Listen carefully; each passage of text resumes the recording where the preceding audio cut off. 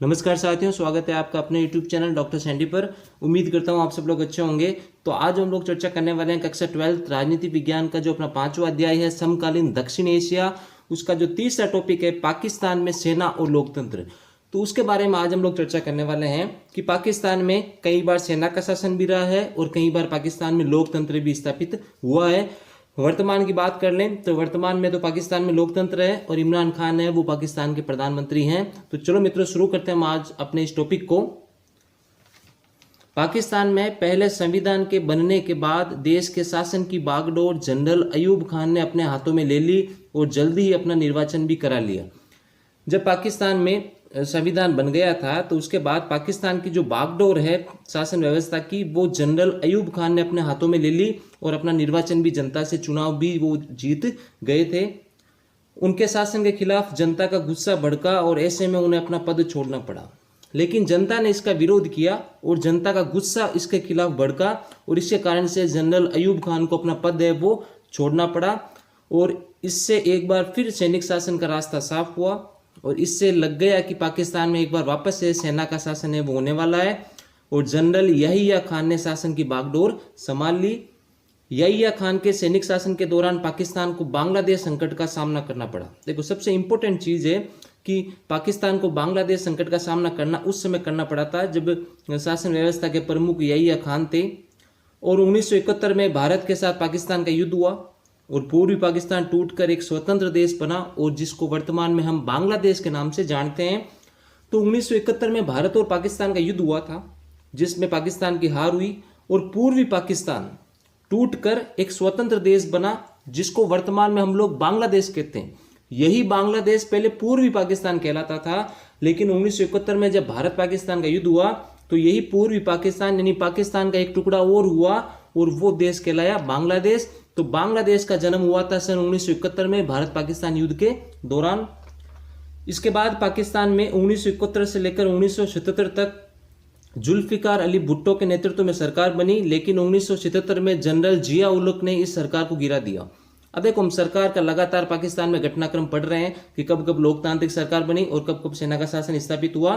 तो पाकिस्तान में 1971 से लेकर 1977 तक जुल्फिकार अली भुट्टो के नेतृत्व में सरकार बनी, लेकिन 1977 में जनरल जिया उल हक ने इस सरकार को भी गिरा दिया।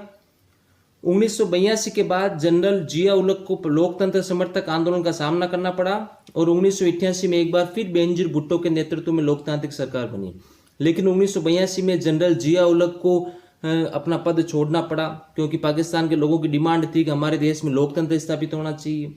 और 1988 में एक बार फिर बेनजीर भुट्टो की सरकार बनी यानी लोकतांत्रिक सरकार बनी थी। पाकिस्तान में इसके बाद की राजनीति बेनजीर भुट्टो की पाकिस्तान पीपुल्स पार्टी और मुस्लिम लीग के आपसी होड़ के इर्द गिर्द घूमती रही और निर्वाचित लोकतंत्र की यह अवस्था 1999 तक कायम रही। और उसके बाद में जो पाकिस्तान की राजनीति है वो बेनजीर भुट्टो की पार्टी है जिसका नाम है पाकिस्तान पीपुल्स पार्टी और मुस्लिम लीग के आसपास ही घूमती रही और 1999 तक लगभग पाकिस्तान में लोकतंत्र कायम रहा था। 1999 में एक बार फिर सेना ने दखल दी और जनरल परवेज मुशर्रफ ने प्रधानमंत्री नवाज शरीफ को हटा दिया और 1999 के बाद वापस पाकिस्तान में सैनिक शासन स्थापित हुआ और पाकिस्तान की सेना के जनरल परवेज मुशर्रफ ने उस समय के प्रधानमंत्री नवाज शरीफ को हटा दिया और 2001 में परवेज मुशर्रफ ने अपना निर्वाचन राष्ट्रपति के रूप में कर लिया। यानी एक प्रकार से पाकिस्तान में वापस 1999 के बाद सैनिक शासन स्थापित है वो हो गया था। पाकिस्तान में लोकतंत्र के स्थायी न बन पाने के कई कारण हैं। अब ये पाकिस्तान में लोकतंत्र स्थायी क्यों नहीं बन रहा है? कभी लोकतांत्रिक सरकार स्थापित हो रही है तो वापस सैनिक शासन स्थापित हो रहा है, वापस लोकतांत्रिक सरकार स्थापित हो रही है। तो पाकिस्तान में लोकतंत्र के स्थायी न बन पाने के कई कारण हैं। यहाँ सेना, धर्मगुरु और भूस्वामी अभिजनों का सामाजिक दबदबा है। पाकिस्तान में जो दबदबा है वो वहाँ की सेना का है, धर्मगुरुओं का है और भूस्वामियों का है। इसकी वजह से कई बार निर्वाचित सरकारों को गिराकर वहां पर सैनिक शासन है वो स्थापित हुआ था। तो इसी कारण से वहां बार बार जनता के द्वारा चुनी हुई सरकारों को गिराकर वहां पर सैनिक शासन है वो स्थापित हुआ था। पाकिस्तान की भारत के साथ तनातनी रहती है, ये हम सब लोगों को पता है कि पाकिस्तान और भारत की हर समय तनाव है वो बना रहता है। इसकी वजह से सेना समर्थक समूह ज़्यादा मजबूत है। ये सेना यानी पाकिस्तान में जो लोग चाहते हैं कि सेना का शासन स्थापित हो, सैनिक शासन स्थापित हो, उन लोगों का क्या मानना है ये सेना समर्थक समूह कहते हैं कि पाकिस्तान के राजनीतिक दलों और लोकतंत्र के अंदर खोट है। जो लोग पाकिस्तान में सैनिक शासन का समर्थन करते हैं उनका मानना है कि पाकिस्तान की जो राजनीतिक पार्टियां हैं और पाकिस्तान में जो लोकतंत्र है उसके अंदर खोट है और लोकतंत्र से पाकिस्तान की सुरक्षा है वो खतरे में पड़ जाएगी। तो जो लोग पाकिस्तान में सैनिक शासन का, सेना का सपोर्ट करते हैं, उन लोगों का मानना है कि पाकिस्तान में जो राजनीतिक दल यानी चुनावी पार्टियां हैं और लोकतंत्र है उसके अंदर खोट है और लोकतंत्र से क्या होगा, पाकिस्तान की सुरक्षा है वो खतरे में पड़ जाएगी। वैसे तो लोकतंत्र पाकिस्तान में पूरी तरह सफल नहीं हो सका, लेकिन इस देश में लोकतंत्र का जज्बा है बहुत मजबूती के साथ कायम रहा है। वैसे तो पाकिस्तान में लोकतंत्र पूरी तरीके से सफल नहीं हो सका, कभी लोकतंत्र रहा तो कभी सेना का शासन रहा, लेकिन फिर भी इस देश के अंदर एक जज्बा है लोकतंत्र के साथ मजबूती के साथ खड़े रहने का। पाकिस्तान में अपेक्षाकृत स्वतंत्र और साहसी प्रेस मौजूद है। जो वहाँ की मीडिया है वो साहसी है, स्वतंत्र है और वहाँ मानवाधिकार आंदोलन भी मजबूत अवस्था में है। पाकिस्तान में लोकतांत्रिक शासन चले इसके लिए कोई खास अंतर्राष्ट्रीय समर्थन भी नहीं मिला। किसी विश्व के दूसरे देशों ने पाकिस्तान में सपोर्ट भी नहीं किया कि लोकतंत्र चले। दूसरे देश यही चाहते थे कि पाकिस्तान में सेना का शासन ही रहे। इस वजह से भी सेना को अपना प्रभुत्व कायम करने के लिए बढ़ावा मिला है। अब पाकिस्तान में बार बार सेना का शासन क्यों रहा, सैनिक शासन क्यों रहा? क्योंकि विश्व के बाकी देश भी चाहते थे कि पाकिस्तान में लोकतंत्र रहे ही नहीं, पाकिस्तान में केवल सेना का शासन ही रहे। अमेरिका तथा अन्य पश्चिमी देशों ने अपने अपने स्वार्थों से गुजरे वक्त में पाकिस्तान में सैनिक शासन को बढ़ावा दिया। अमेरिका और अन्य पश्चिमी देशों ने भी अपने स्वार्थों के लिए भी पाकिस्तान में सैनिक शासन को बढ़ावा दिया था। इन देशों को उस आतंकवाद से डर लगता है जिसे ये देश विश्वव्यापी इस्लामी आतंकवाद कहते हैं। अब ये अमेरिका और दूसरे देश पाकिस्तान में सेना के शासन, सैनिक शासन को सपोर्ट क्यों कर रहे हैं? क्योंकि इन देशों को डर है कि पाकिस्तान में अगर लोकतंत्र होगा तो वहाँ की सरकार है वहाँ के आतंकवादियों को नहीं रोक पाएगी।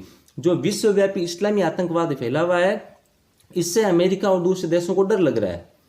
इन देशों को यह भी डर सताता है कि पाकिस्तान के परमाणु हथियार कहीं इन आतंकवादी समूहों के हाथ में लग जाएं।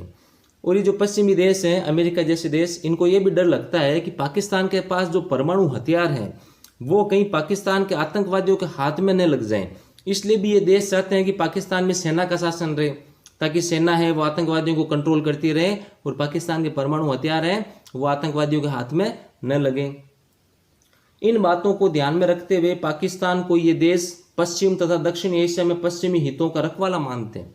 और इन्हीं सभी बातों को ध्यान में रखते हुए यही पश्चिमी देश क्या मानते हैं पाकिस्तान को, कि पाकिस्तान है वो पश्चिम दिशा में और दक्षिण एशिया में अपने पश्चिमी देशों के हितों का रखवाला करने वाला है। तो इस प्रकार से हमने पढ़ा कि पाकिस्तान में सेना का शासन भी रहा और पाकिस्तान में लोकतंत्र भी रहा। वर्तमान की बात करें तो वर्तमान में तो पाकिस्तान में तो लोकतंत्र है और वहाँ के जो प्रधानमंत्री है वो इमरान खान है। तो इस प्रकार से मित्रों हमने जो 5वां अध्याय था समकालीन दक्षिण एशिया, उसका जो तीसरा टॉपिक था पाकिस्तान में सेना और लोकतंत्र, उसके बारे में पढ़ा। बहुत जल्द हम चौथा टॉपिक भी है वो आपके सामने लाने वाले हैं। तो उम्मीद करता हूँ मित्रों इस वीडियो में आपको जो जानकारी मिली वो अच्छी लगी होगी। अगर अच्छी लगी हो तो हमारे इस वीडियो को लाइक और शेयर करें और हमारे इस चैनल को सब्सक्राइब करें।